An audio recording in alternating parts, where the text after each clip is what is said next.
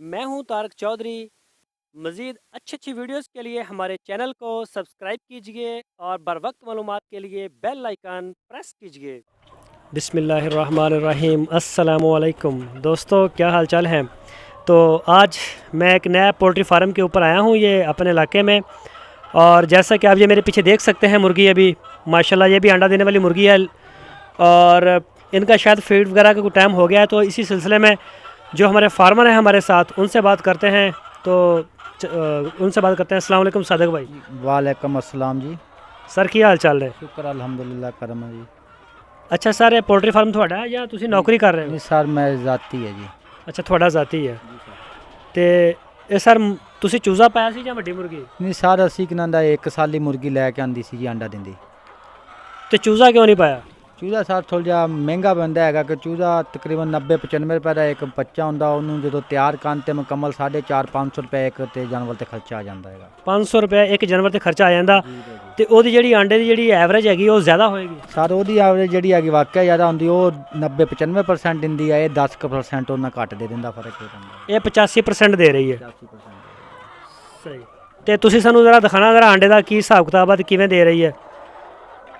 ਤੇ ਇਹ ਤੁਸੀਂ ਦੇਖ ਸਕਦੇ ਹੋ, ਬਿਲਕੁਲ ਇਹ ਇਹਨਾਂ ਨੇ ਖੁੱਡੇ ਬਣਾਏ ਹੋਏ ਨੇ ਮੁਰਗੀ ਦੇ ਜਾਣ ਨੂੰ, ਔਰ ਇਹਦੇ ਵਿੱਚ ਇਹਨਾਂ ਨੇ ਆ ਬੂਰਾ ਵਗੈਰਾ ਪਾਇਆ ਹੋਇਆ ਔਰ ਤੂੜੀ ਵਗੈਰਾ, ਤਾਂ ਕਿ ਅੰਡਾ ਨਾ ਟੁੱਟੇ। ਇਹ ਜ਼ਰਾ ਅਗਰ ਸ਼ਾਹੇ ਦਿਖਾਓ ਜ਼ਰਾ ਯਾਰ।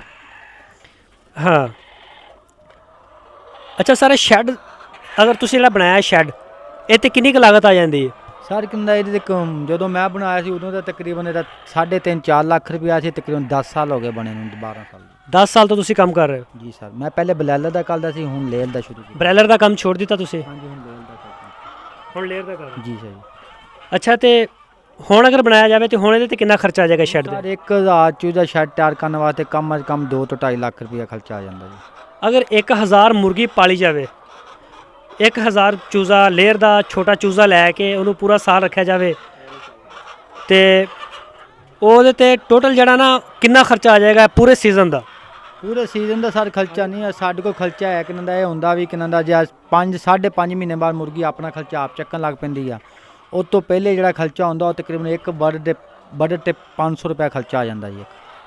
ਨਹੀਂ, ਇੱਕ ਮੋਟੇ ਅਲਫਾਜ਼ 'ਚ ਦੱਸੋ ਕਿ ਚੂਜ਼ਾ ਲਿਆ ਛੋਟਾ, ਠੀਕ ਆ, ਜਿਹੜਾ 90-95 ਰੁਪਏ ਦਾ, ਉਹਨੂੰ ਤਿਆਰ ਕੀਤਾ, ਉਹਨੂੰ ਖਵਾਇਆ, 500 ਰੁਪਏ ਉੱਤੇ ਲਾਇਆ, ਆਂਡਾ ਉਹਦੇ ਕੋਲ ਲਿਆ, ਤੇ ਜਦੋਂ ਸਾਲ ਤੋਂ ਬਾਅਦ ਉਹਨੂੰ ਸੇਲ ਕਰਾਂਗੇ, ਹਿਸਾਬ ਕਰਾਂਗੇ, ਤੇ ਕੀ ਬਚ ਜਾਏਗਾ ਇੱਕ ਔਨ ਐਵਰੇਜ? ਯਾਨੀ ਕਿ ਐਵਰੇਜ ਜੀ ਅਗਰ ਆਂਡੇ ਦਾ ਰੇਟ ਠੀਕ ਹੋਵੇ ਕਿ 3500 ਤੱਕ ਲਾ ਜਾਏ, ਤਕਰੀਬਨ 1000 ਬਰਡ ਲੱਖ-1.5 ਲੱਖ ਰੁਪਇਆ ਵੀ ਦੇ ਜਾਂਦਾ ਹੈਗਾ। ਆਂਡੇ ਰੇਟ ਥੱਲੇ ਰਹਿ ਜਾਵੇ ਫਿਰ ਬਰਾਬਰ ਬੈਲੈਂਸ ਕਰ ਜਾਂਦਾ ਹੈਗਾ ਜੀ। ਸਹੀ। ਤੇ ਫੀਡ ਜਿਹੜੀ ਆ ਪਾ ਰਹੇ ਤੁਸੀਂ, ਉਹ 13 ਨੰਬਰ ਪਾ ਰਹੇ, 11 ਨੰਬਰ ਪਾ ਰਹੇ, 14 ਨੰਬਰ? 13 ਨੰਬਰ ਪਾ ਰਹੇ ਸਰ। 13 ਨੰਬਰ। ਤੇ ਫੀਡ ਜਿਹੜੀ ਹੈ ਨਾ ਉਹ ਕਿੰਨੇ ਦੀ ਬੋਰੀ ਆ ਹੁਣ? ਇਹ ਸਰ ਇਸ ਟਾਈਮ ਕਿੰਨਾ 2180 ਰੁਪਏ ਦੀ ਬੋਰੀ ਹੈ ਨੈਟ ਰੇਟ 'ਚ। 2180 ਰੁਪਏ ਦੀ। 2180 ਰੁਪਏ ਦੀ। ਤੇ ਮਹੀਨੇ ਦੇ ਵਿੱਚ ਸਾਲ ਦੇ ਵਿੱਚ ਇਹਨਾਂ ਦਾ ਮੈਡੀਸਨ ਦਾ ਕਿੰਨਾ ਖਰਚਾ ਹੋ ਜਾਂਦਾ, ਦਵਾਈ ਦਾ, ਵੈਕਸੀਨ? ਸਭ ਬੱਚਾ ਹੁੰਦਾ ਉਦੋਂ ਇਹਦਾ ਮੈਡੀਸਨ ਦਾ ਖਰਚਾ ਜ਼ਿਆਦਾ ਹੁੰਦਾ, ਗਰਮੀਆਂ ਦੇ ਮੌਸਮ ਜ਼ਿਆਦਾ ਦਾ। ਹੁਣ ਤਕਰੀਬਨ ਨਾਰਮਲ ਇਹ ਆ 5-7 ਹਜ਼ਾਰ ਰੁਪਇਆ ਮਹੀਨੇ ਦਾ ਖਰਚਾ ਹੁੰਦਾ। ਹੁਣ ਸ਼ਡਿਊਲ ਜਿਹੜੀ ਵੈਕਸੀਨ ਵਗੈਰਾ ਜਾਂ ਹਲਕੀ ਫੁਲਕੀ ਵਿਟਾਮਿਨਸ ਵਗੈਰਾ ਦੇਣੇ ਪੈਂਦੇ ਹੈਗੇ। ਤੇ ਇਸ ਮੁਰਗੀ ਦੀ ਕਿੰਨੀ ਤਾਦਾਦ ਹੈ ਇਸ ਮੁਰਗੀ ਦੀ? 2160 ਹੈ ਸਰ। 2160। ਤੇ ਅੰਡਾ ਡੇਲੀ ਕਿੰਨਾ ਆ ਰਿਹਾ? 5 ਪੇਟੀ ਸਰ। 5 ਪੇਟੀ, ਠੀਕ ਹੋ ਗਿਆ। ਤੇ ਤੁਸੀਂ ਇਹਦੇ ਵਿੱਚ ਫੀਡ ਦਾ ਸਿਸਟਮ ਮੈਨੂਅਲ ਲਾਇਆ ਹੋਇਆ, ਆਟੋਮੈਟਿਕ ਸਿਸਟਮ ਨਹੀਂ ਹੈਗਾ ਤੁਹਾਡਾ? ਨਹੀਂ ਸਰ, ਦੂਆ ਜੀ, ਸਾਦਾ ਜੀ। ਠੀਕ ਹੋ ਗਿਆ, ਯਾਨੀ ਕਿ ਖੁਦ ਹੱਥਾਂ ਨਾਲ ਤੁਸੀਂ ਫੀਡ ਵਗੈਰਾ ਪਾਉਂਦੇ ਹੋ, ਲੇਕਿਨ ਆ ਪਾਣੀ ਦਾ ਸਿਸਟਮ ਜਿਹੜਾ ਟੋਟਲ ਹੈ।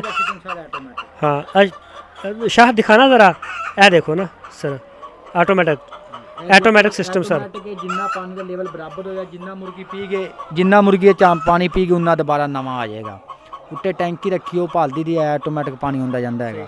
ਇਹ ਪਰਦੇ ਤੁਸੀਂ ਦਿਨ ਨੂੰ ਵੀ ਲਾਏ ਹੋਏ ਨੇ, ਰਾਤ ਨੂੰ ਵੀ ਲਾਉਂਦੇ, ਦਿਨੇ ਵੀ ਲੱਗੇ ਰਹਿੰਦੇ ਨੇ? ਸਾਰੀ ਕਿੰਦਾ ਰਾਤ ਨੂੰ ਲਾਈਦੇ ਹੈਗੇ, ਰਾਤ ਦਿਨੇ ਵੀ ਲਾਈਦੇ ਆ। ਦਿਨੇ ਇੱਧਰ ਸਾਈਡ ਤੋਂ ਠੰਡੀ ਹਵਾ ਨਾ ਵੱਜੇ, ਆ ਹੁਣ ਸਾਰੇ ਥੱਲੇ ਸਿੱਟੇ ਹੋਏ ਨੇ, ਰਾਤ 10 ਵਜੇ ਇਹ ਵੀ ਲਾ ਦੇਣੇ ਹੈਗੇ। ਠੀਕ ਹੋ ਗਿਆ। ਅੱਛਾ, ਤੇ ਸਰ ਇੱਕ ਮੁਰਗੀ ਨੂੰ ਜਗ੍ਹਾ ਕਿੰਨੀ ਚਾਹੀਦੀ ਆ? ਸਰ ਕਿੰਦਾ ਇੱਕ ਮੁਰਗੀ ਨੂੰ ਕਮ ਅਜ਼ ਕਮ 1.5 ਤੋਂ ਪੌਣੇ 2 ਫੁੱਟ ਜਗ੍ਹਾ ਚਾਹੀਦੀ ਹੈ ਜੀ। ਮਰਬਾ ਫੁੱਟ। ਠੀਕ ਹੋ ਗਿਆ। ਤੇ ਇਹ ਮੁਰਗੀ ਹੁਣ ਬੜਾ ਭੱਜ ਨੱਸ ਰਹੀ ਆ, ਕੀ ਮਸਲਾ? ਤੇ ਅੰਡਾ ਸਵੇਰ ਕਿੰਨੇ ਵਜੇ ਤੱਕ ਅੰਡਾ ਦੇ ਦਿੰਦੀ ਹੈ? ਸਰ ਸਵੇਰ ਤਕਰੀਬਨ 7 ਵਜੇ ਸਟਾਰਟ ਹੋ ਜਾਂਦੀ ਹੈਗੀ ਆ। ਉਸ ਤੋਂ ਇਲਾਵਾ 10, 10:30, 11 ਵਜੇ ਤੱਕ ਅੰਡਾ ਕੰਪਲੀਟ ਕਰ ਜਾਂਦੀ ਹੈਗਾ। ਕੋਈ ਉੱਕਾ ਦੁੱਕਾ ਕੋਈ 100-50 ਰਹਿ ਜਾਂਦਾ ਤਾਂ ਕੰਪਲੀਟ ਕਰ ਜਾਂਦੀ 11 ਵਜੇ ਤੱਕ।